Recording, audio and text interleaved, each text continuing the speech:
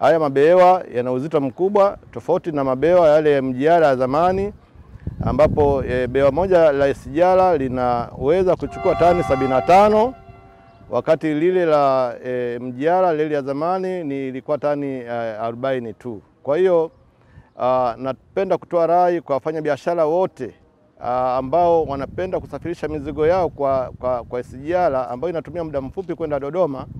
Sasa hivi tumeanza kwa kipande cha Pugu mpaka Dodoma.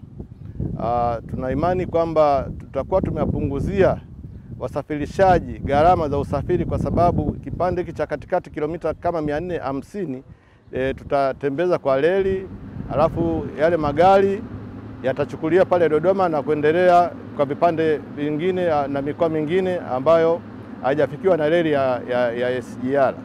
Kwa hiyo tunawakaribisha sana wafanyabiashara wote, wasafirishaji.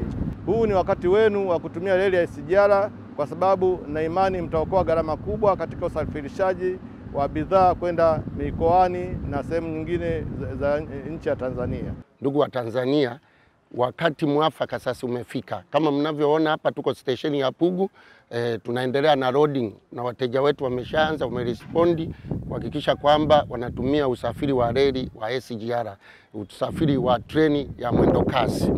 Hapa sasa hivi tuna kampuni ya Azania Group Mikoani Traders, wanaanza loading, wanapakia ambayo ni behewa ambazo zitaenda kule Ihumwa Dodoma. Tunategemea kuanza kutoa huduma hii baada ya kukamilika kwa kupakia upakiaji huu. Ni kweli kwamba behewa zetu zina uzito mkubwa, kwa maana ya kwamba uzito ambao unatumika kwenye MGR ni mara 2 ya uzito unaopakiwa hapa. Kwa hiyo wateja wameshaanza kupakia. Itakapokamilika tunategemea kutoa treni yetu moja. Tunaanza kidogo kidogo ili kusudi kujiridhisha na miundombinu iliyopo, kama tulivyoanza kwenye kusafirisha abiria.